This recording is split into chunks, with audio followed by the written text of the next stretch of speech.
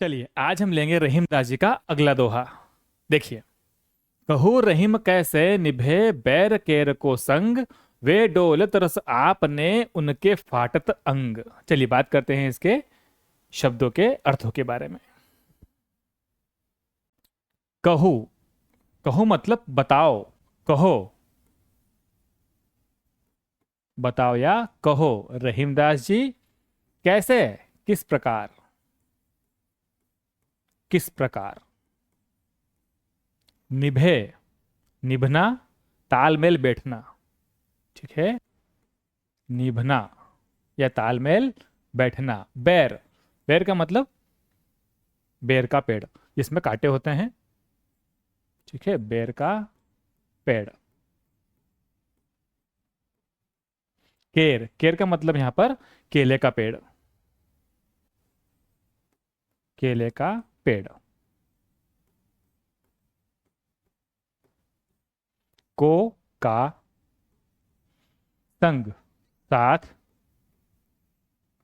संगति, साथ या संगति। वे, देखिए यहां पर वे का मतलब होगा या तो बेर का पेड़, बेर के पेड़ या फिर उसके कांटे।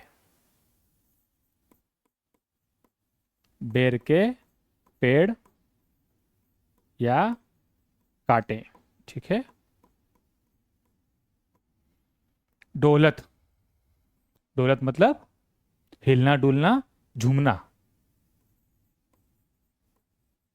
हवा में क्या करते हैं, हिलते डुलते हैं, झूमते हैं। रस, रस मतलब मस्ती आनंद, मस्ती आनंद। आपने, अपने, अपनी ही मस्ती में, अपने। उनके, उनके मतलब केले के पत्ते, केले के पेड़ के पत्ते।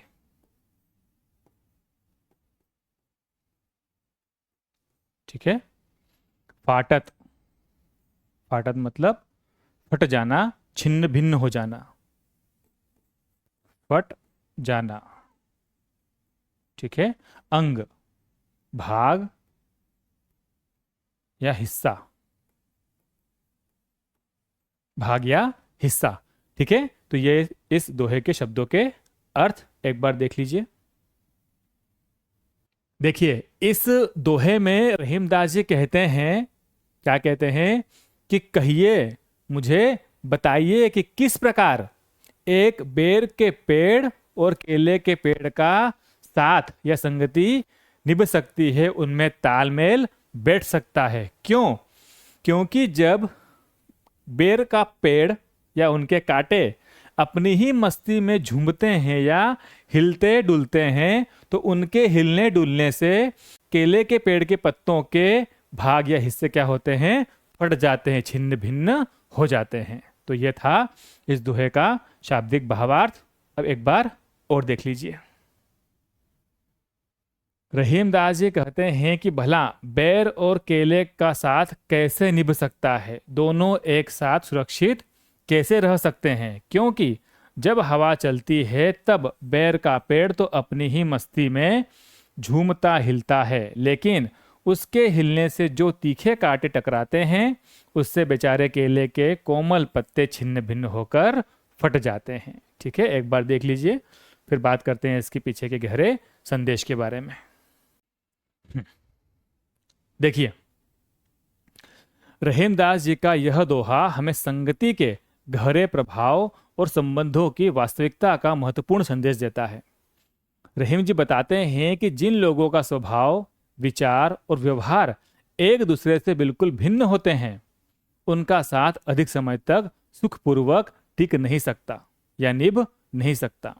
जैसे कांटेदार बेर के पेड़ के पास रहने पर कोमल केले का पेड़ ही घायल होता है, उसी प्रकार कठोर, क्रोधी, स्वार्थी या बुरे स्वभाव वाले लोगों की संगति सज्जन, सरल और संवेदनशील व्यक्तियों के लिए हानिकारक सिद्ध होती है। गलत संगति धीरे धीरे व्यक्ति के मन, चरित्र और जीवन को नुकसान पहुंचाती है।